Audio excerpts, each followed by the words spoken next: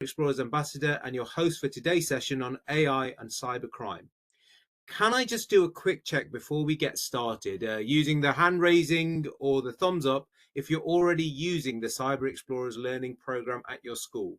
So you can do this by raising your hand using the icon. It should be in the bottom. It's in the bottom corner for me, just so we can get a measure and an idea. Fabulous. Can see some thumbs up going up there. Fab. Good, good. Okay, so it might take a second for some other people to put their thumbs up. However, I'm going to make a start on our introduction, and it's lovely to see that we have got some people using the Cyber Explorers platform. If you're not, you are missing out, and I'll explain a little bit more about that right at the end, but we've got so much to cover, so I want to hand over to the main event in a second. Now, these talks are supplementary to the learning program and have been developed to help teachers like you to explore the latest developments in cybersecurity and artificial intelligence. They are also great resources for learning how to bring these important topics into the classroom in a relatable and engaging way. And we'd, of course, encourage you, it is being recorded, to make sure that you're sharing it with relevant people as well.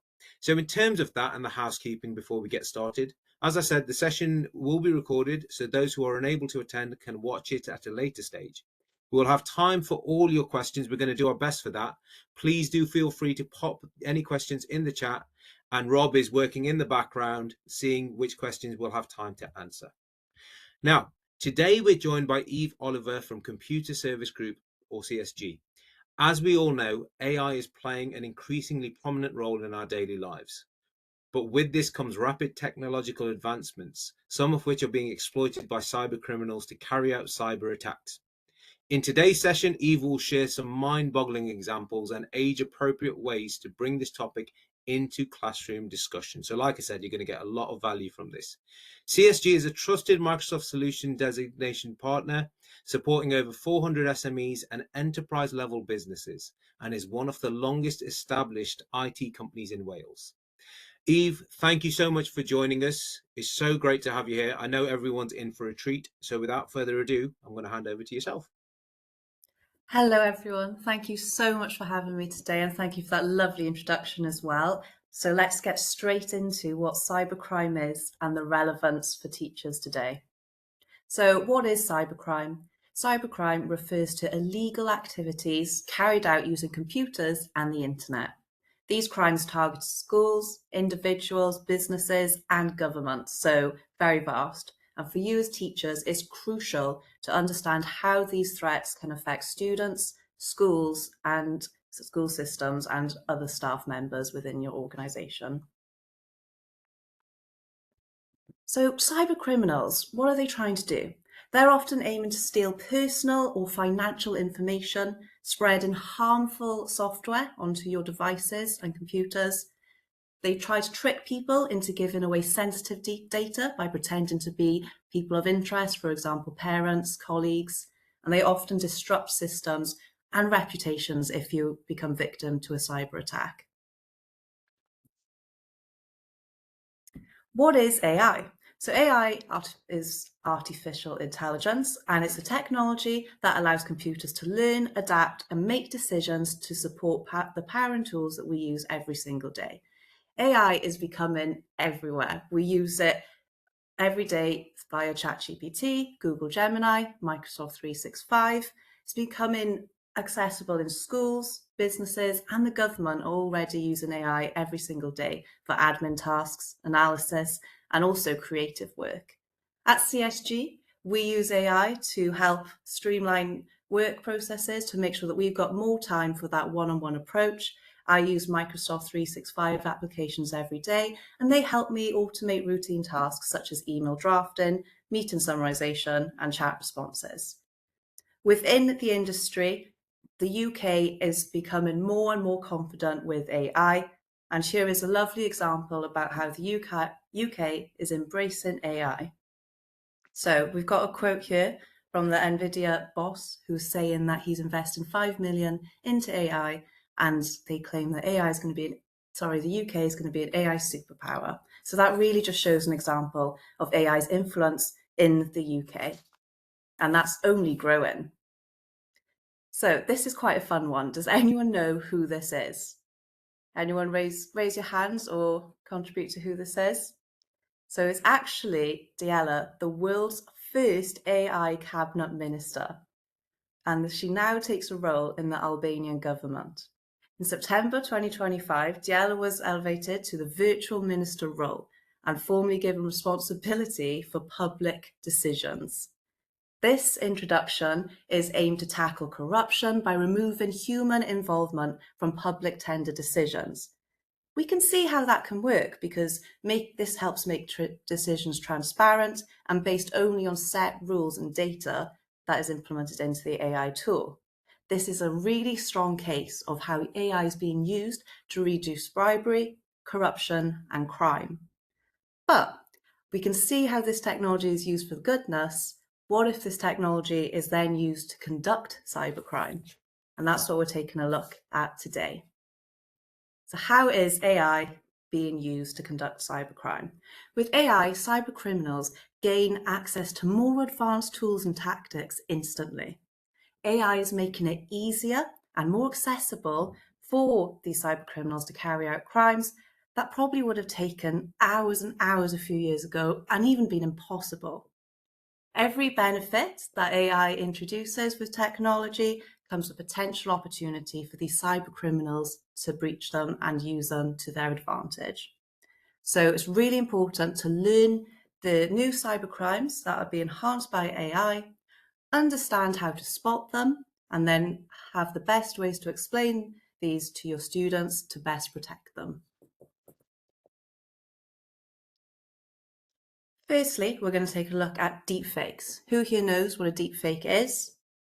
They are hyper-realistic videos or images which are generated using artificial intelligence to make it appear that someone is actually saying or doing something that they never did themselves.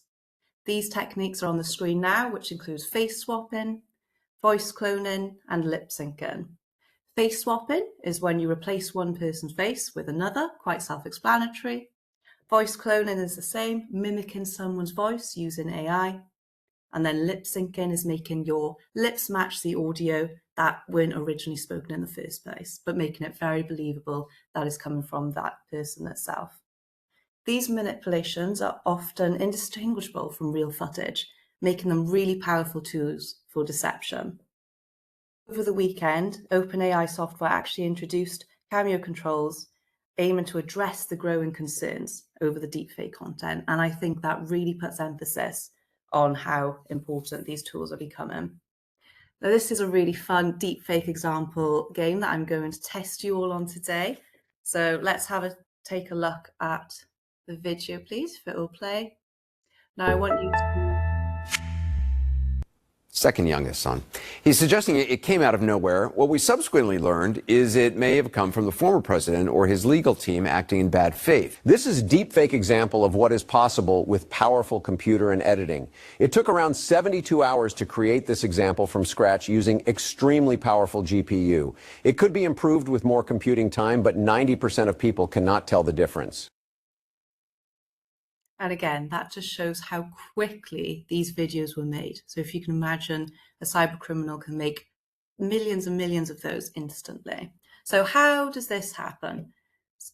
The first way is training on visual data. AI tools are collecting a large amount of video frames of the presenter from various different angles and lighting conditions, and then they use these to train a generative AI model, which is often GAN, Generative Adversarial Network, and they replicate these facial expressions and movements, making it look very, very believable. Another way they do this is via voice cloning. So using audio samples of the video, an AI model like Tactron or Bali will be used then to mimic his voice tone. And then this allows the tool to generate speech and voice from any written script, which is quite scary. Lip syncing and animation is the third way you can do this. So this AI synchronizes the generated voice with realistic lip movements and facial expressions. And the tools use animating the face, making it match the audio really well. So it's getting harder and harder to spot. And then the final way of this deepfake video is made was video composition. And this is where the presenter appears to be saying things they never actually said, AI is blending the words with new words, making it become very, very believable because of the background use. So how is this being more accessible to cyber criminals?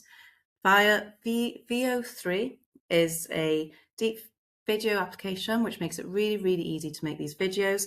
It was released in May 2025 and it's Google's DeepMind most advanced AI video generation tool, and it just transforms your text and what you put in into high quality videos that can be posted instantly. It's marking a turning point in video creation as well, shifting the focus from cameras and editing software to creative storytelling and well-crafted prompts, making it far more accessible for people to use. So how easy is it to do? This is just a really quick example showing how quick and simple it is. Step 1, simply put a prompt in describing the scene and dialogues that you want. Step 2 is VO3 then generates the video clip with a synthetic face and tone, and then you've got your result. It's a hyper-realistic video that appears authentic, but is completely fabricated. And the ease and access of this is just making it more and more accessible for cyber criminals. Let's take a look at an example and let's see ourselves how believable they are. Welcome to a non-existent car show. Let's see some opinions. I mean, man, the acceleration is crazy. You look far, step on the pedal, and you are there.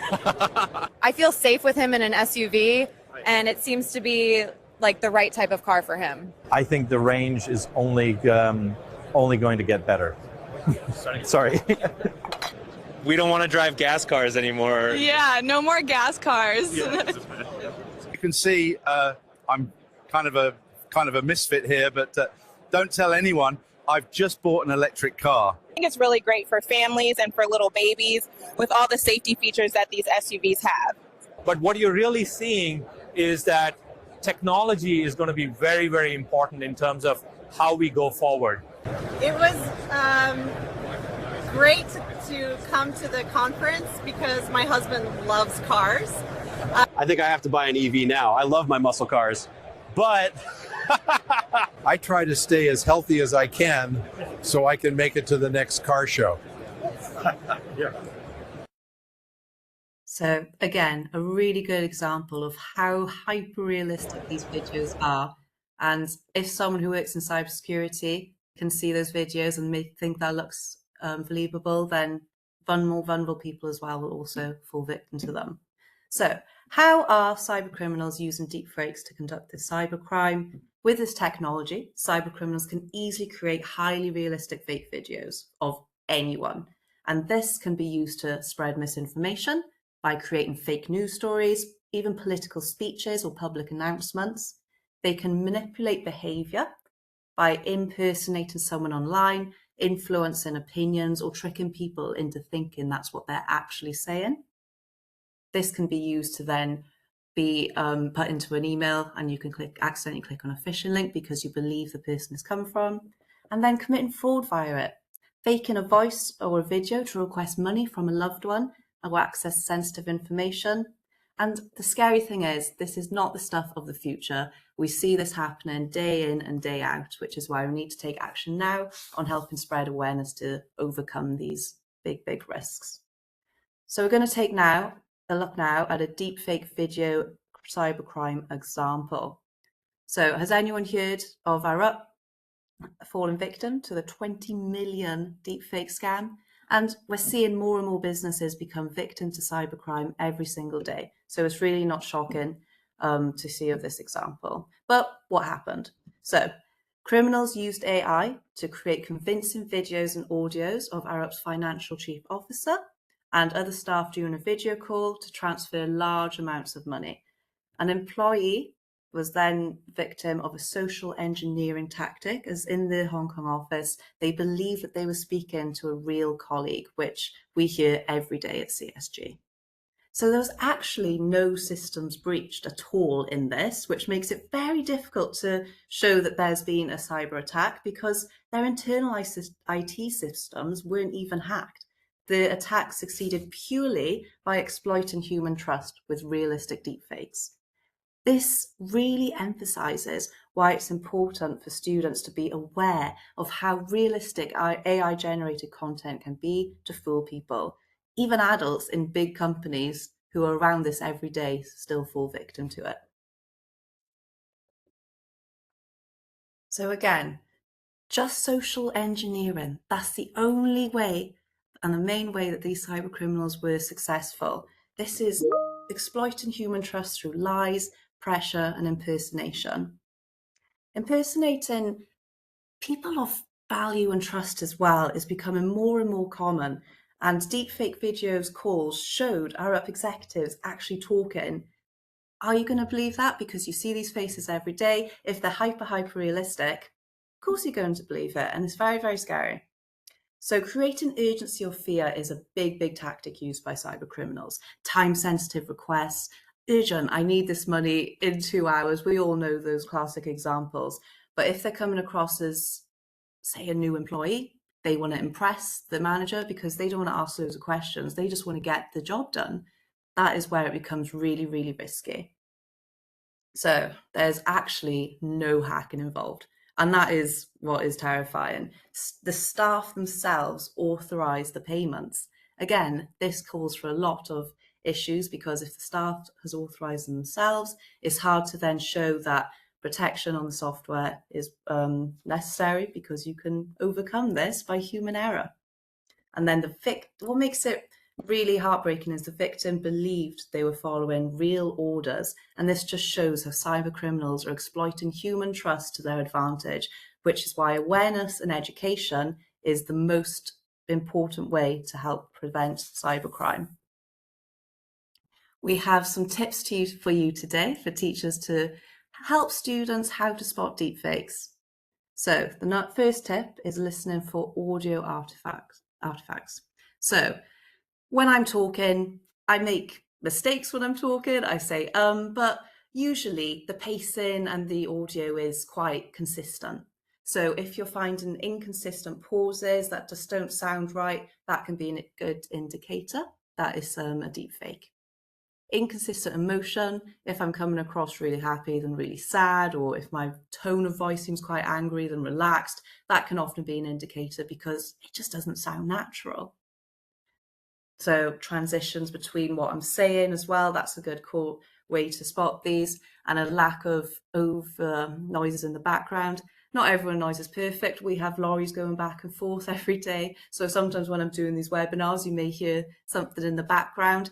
If it's too crisp and perfect and clean, it's a high indicator that the audio has been made to help trick you. Another way that we can spot deepfakes and show students how to look out for these is watching for visual glitches. So in the video that I showed you just then, so we can often see facial expressions not actually matching to speech. As you can see with the way that my lips are moving now, sometimes it will jump and it will just like you've got really bad signal on a video call or something. Lighting and shadows, they're a good way to spot if these videos are being AI generated at all. And these signs are really, really important when we're reviewing student submissions, videos, or online presentations. And they're really good ways for you guys to look out to see if it's been generated by AI or not. What can we do if we've received an AI video and we just want to be extra sure, or if we've got a legit video and we just want to double check that it's AI? If the message or call is involving personal data, financial transactions, or safeguarding concerns, then we strongly suggest to always verify it through a different source. If someone has sent you a message, a video message on your phone device, message them on Teams or an email, just checking in to see if it was actually them. And often or not, trust your gut because you're probably right if you think it's an AI video. So those are our top 3 tips on how to spot an AI video content. So let's take a look at another deepfake example. So criminals are using AI to craft deceptive phishing messages that impersonate trusted individuals or institutions.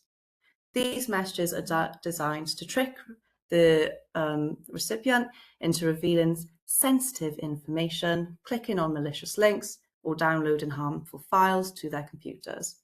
AI tools such as ChatGPT can now mimic writing styles, designs, logos, and branding phishing emails to make them sound like a legitimate source.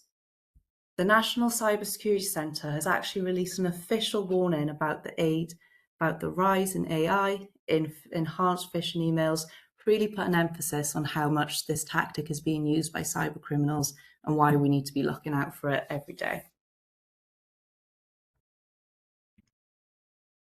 So, as clever as AI is, there is still room for human error. Now, this person putting it together is probably fairly confident that they're going to convince you that this is a phishing email. However, if you look carefully, we can start to see some mistakes. And this is where we must be more emphasis on critical thinking and why critical thinking skill is vital to spotting phishing emails. So this email was created by a simple ChatGPT prompt showing how quick and easy it is to create a phishing email. The quality's overall really good. The images, the text, the logo, it all looks legit. But have you spotted the errors? So put your hands up if you spot an error on this. I'll give you a second just to take a little look at the detail a bit more. Because what I thought instantly was, well, the audience is tailored for American audience, so it's not UK appropriate. And then there's also a grammar mistake as well.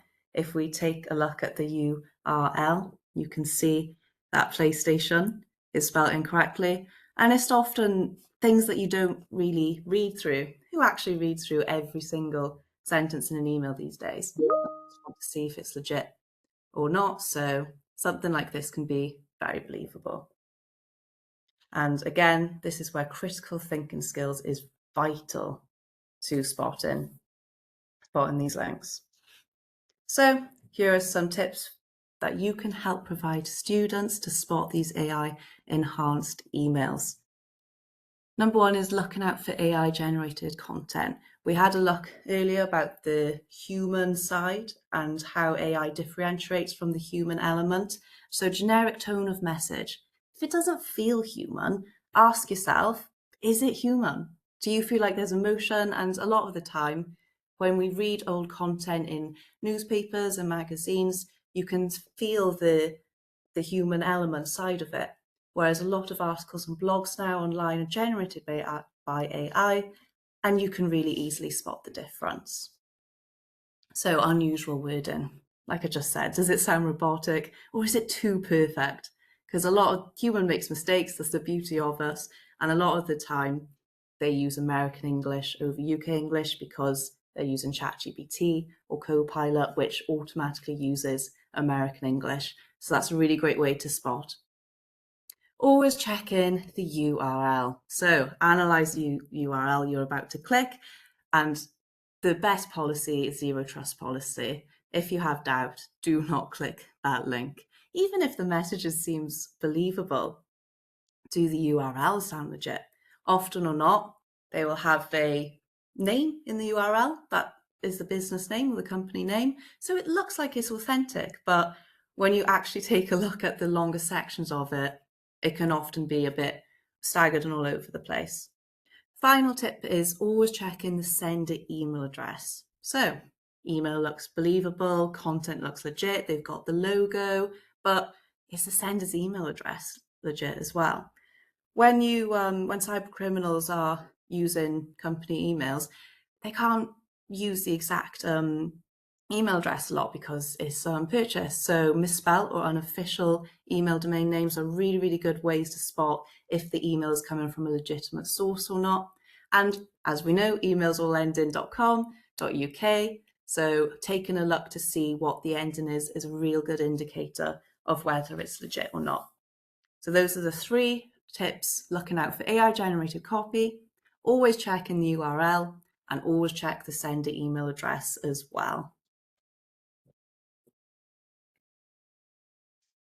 So now we're going to have a look at some different tactics used by cyber criminals. This one is AI-powered chatbots. This is coming from a gaming background.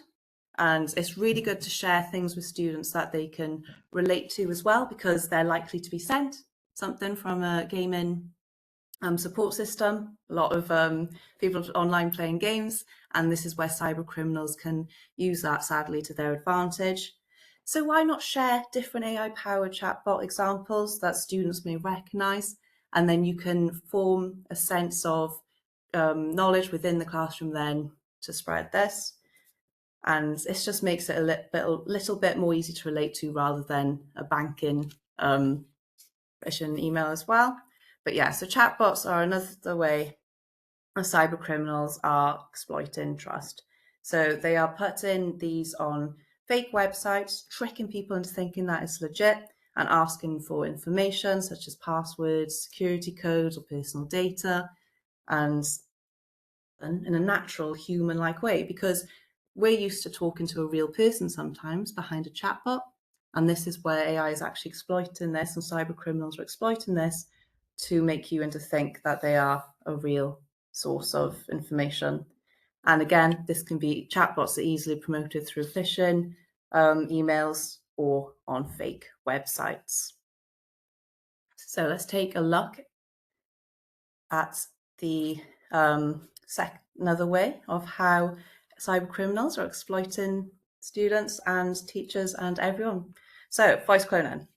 This is where machine learning is replicating people's voices with accuracy. So they're using videos that they have recorded themselves, analysing that previous audio, and then mimicking the tone, the pitch, even emotional inflection and how they pronunciate, making it really difficult to distinguish fake from real. And it's increasingly being used in scams. It's becoming more and more used, targeting, honestly, everyone, businesses, organizations, individuals, parents. And the sad thing is that according to Starling Bank survey, they said that 28% of UK adults have been targeted by an AI voice cloning scam at least once in the past year. That is definitely a really good example to show how misused this approach is becoming. And we're going to take a look at a voice cloning example now, just to show how realistic that it is.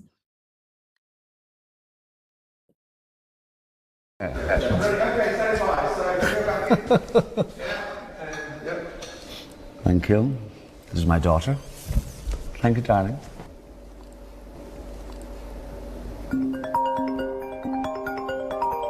Do I get that? Hi, thank goodness you picked up. I really need a favor. Yes, very good. But yeah, I need you to send me your PIN number. It's kind of urgent. What is going on here? I mean, I haven't said that. That's. Look, I wouldn't normally ask, but I really need a hand here. Can you just help me, please? Look, what is going on here? Listen, that's my voice. That is my voice. Why do you keep saying that? I think you'll find it's my voice.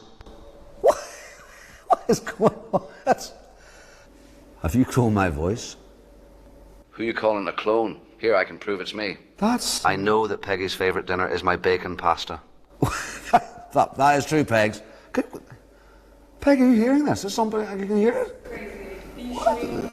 What's the matter, Jimmy? Getting cold feet? Well, I've never said that. Everyone else has. Hey, Peggy, it's your dad. Can you help me? It's urgent. This guy thinks he is me. I'm on my way to a shoot, and I'm trying to send you some money for the weekend. Can you send me a picture of your card so I've got your details? Thanks, hon. See you soon. Bye. That is shocking. How are you doing this, huh? It's just this? Yeah, it's easy. Anyone can do it. AI voice cloning fraud is on the rise, and anyone can become a victim. The tools used to clone my voice are only going to get better. So please, protect yourself and your loved ones. Choose a safe phrase, a family in-joke perhaps, and use it to confirm that you're speaking to the real person.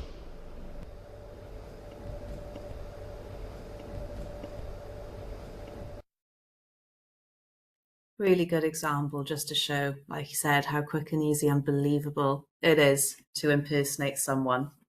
So how can voice cloning be used by cyber criminals to target students? Here are a few ways that we are seeing happen.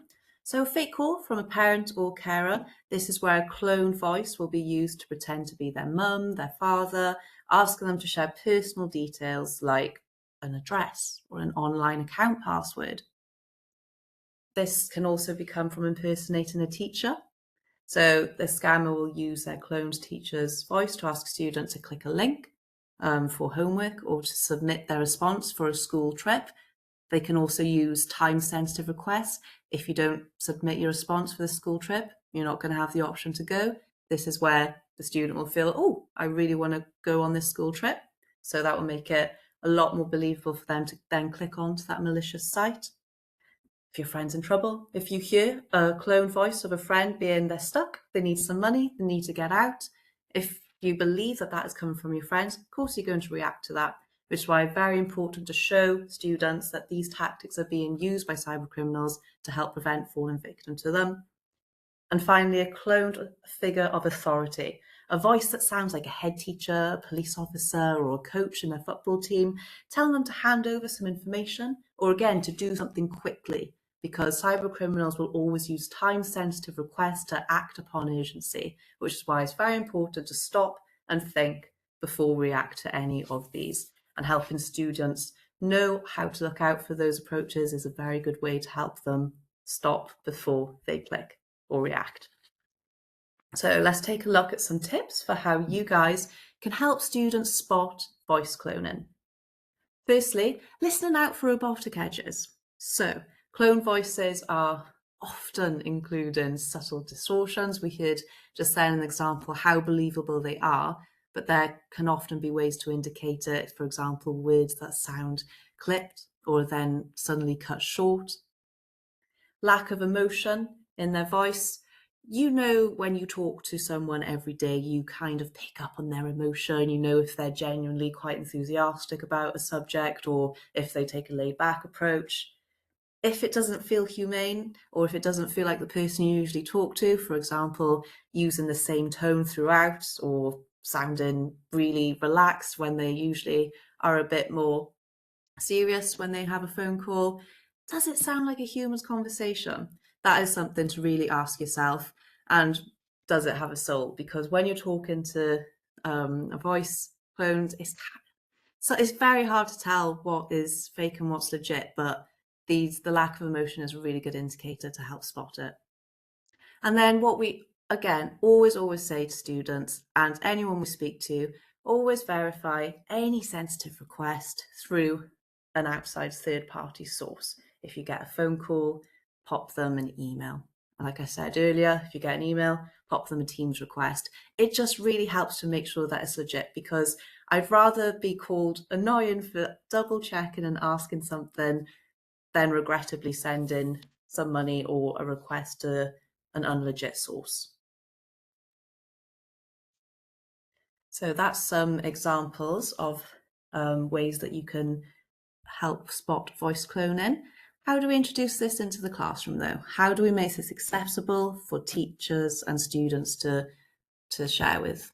So experimenting freely with AI tools. There are lots and lots of examples and Copilot, ChatGPT you can use and create prompts. So show them how easy it is to create a prompt, show them all the different ways that you can do it and all the different ways that AI tools are being used, from translating content to generating quiz questions and just putting in prompts. Just show them how accessible it is to use.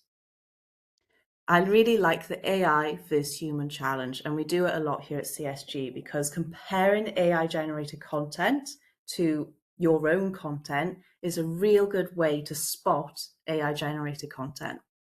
Analysing AI mistakes together to show that AI does make mistakes, and it may not be a grammar mistake, but the way they've worded it can often not sound realistic. This really helps support critical thinking and digital literacy, which they can carry through when they browse websites, social media platforms, look at emails, because all of these platforms are being used to target vulnerable people. And then use failed outputs to discuss bias and ethical use, because there's a lot of ways that we can show that AI has been successful in a phishing attempt, and also a lot of failures as well. Rewarding innovation is such a good way to spread cyber awareness amongst your students and AI use as well. Celebrate students using AI. It's not bad to use AI. I think a lot of people worry that there's this misconception with using AI, but it's becoming more accessible, and using it creatively in projects can be a really fun way to show this.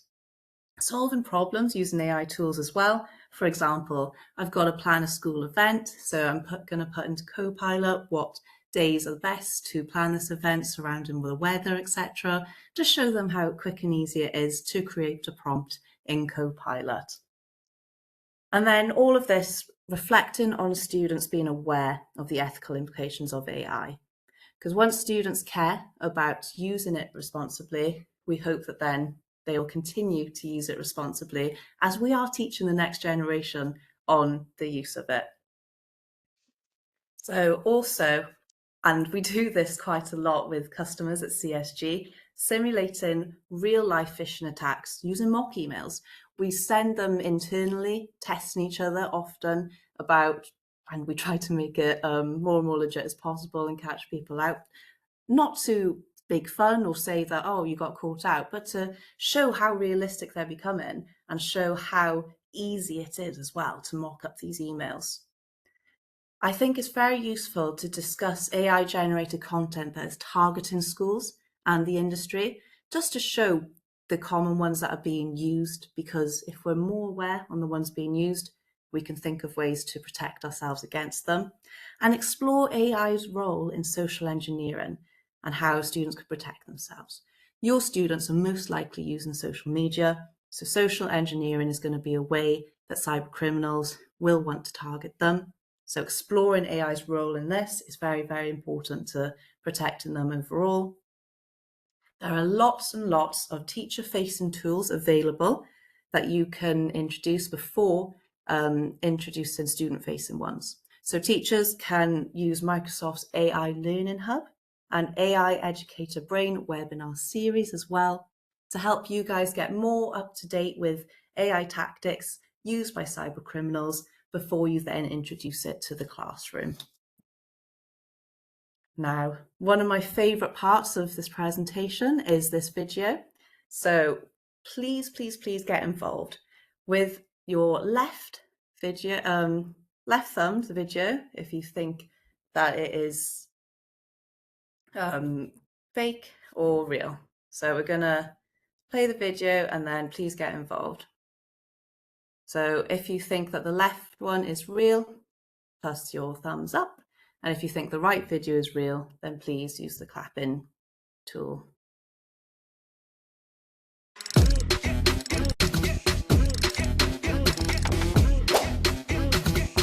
Get ready to have some fun. We're going to play a game of Spot the Difference, but with a twist, where we compare AI-generated video to video shot by real people. Grab a pen, keep score, let us know how you do in the comments section below. First video, Amalfi Coast. Which one's real? Which one's AI? We've got a drone view rotating around a church. Okay, so we've got one response. Yeah, if you think. Which one's AI? If you said the video on the right was AI, that's correct.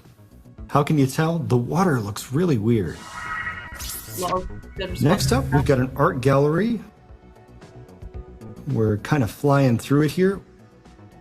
Which is real? Which is AI? If you said right for the art gallery, you would be correct. There are ceiling lights, but they're off. But then they're also somehow lighting up the artwork. I don't know how that works. Next up, a nice drone view of Big Sur. Can you spot the AI?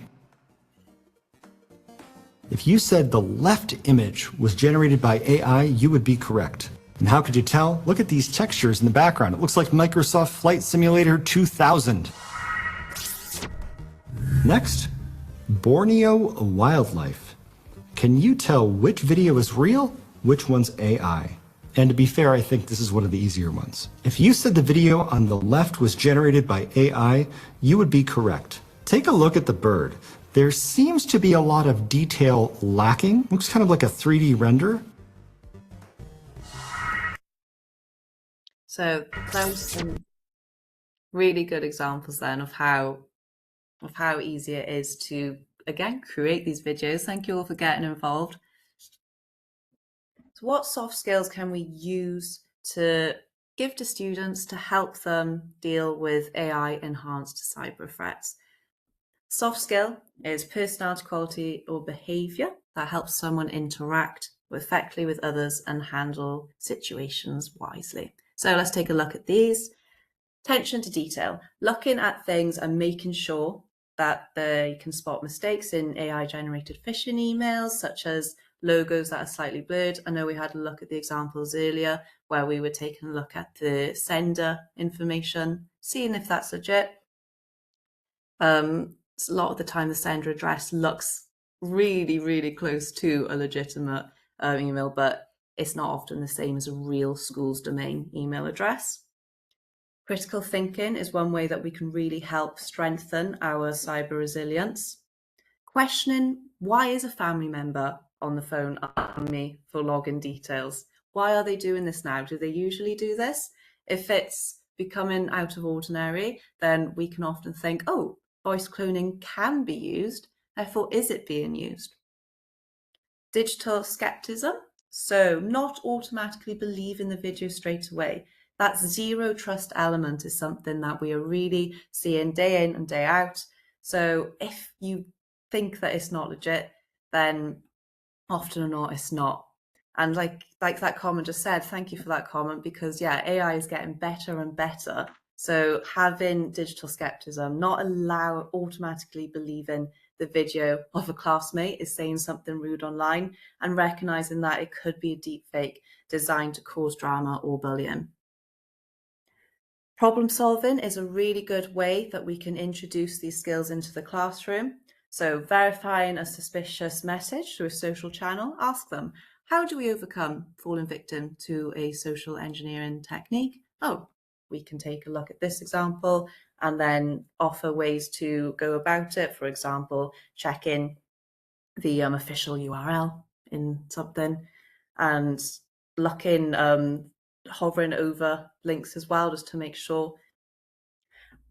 This is the one thing, like I said at CSG, that we're constantly trying to promote: communication, talking about it, make it a topic of choice. Talking to students about suspicious emails they've received is often a great way to take away the worry of falling victim and being embarrassed from it.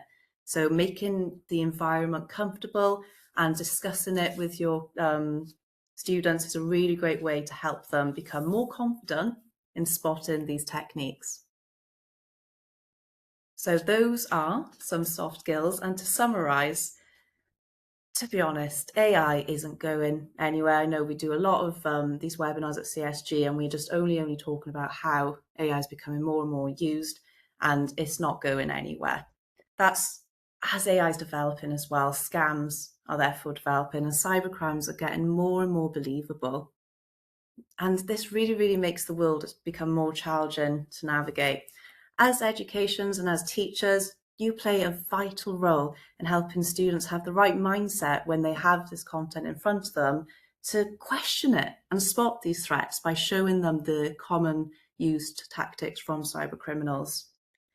Teaching soft skills like the critical thinking and attention to detail is a really good way to help strengthen students against cyber criminals and cyber threats.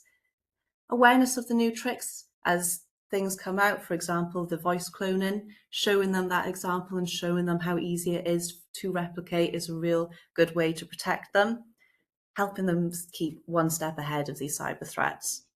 And sometimes the best way is to simply switch off an electronic device if you feel like you are being actively cyber breached in the moment.